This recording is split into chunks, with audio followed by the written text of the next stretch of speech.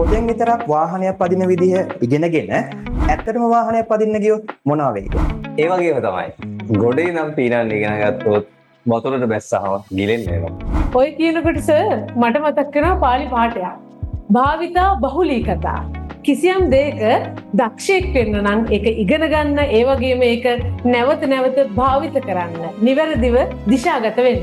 ඒ නිසා ගුරු නිවසේ තියරි පන්ති විතරක් නෙමෙයි පේපර්ස් විතරක් සාකච්ඡා කරන පේපර් ක්ලාස් එකක් වෙනම තියෙනවා සිංහල සහ ඉංග්‍රීසි මාධ්‍ය දෙකෙන්ම. ගණිතය, විද්‍යාව, සිංහල, ඉතිහාසය, කොමර්ස්, ඉංග්‍රීසි. ප්‍රාථමික අංශය.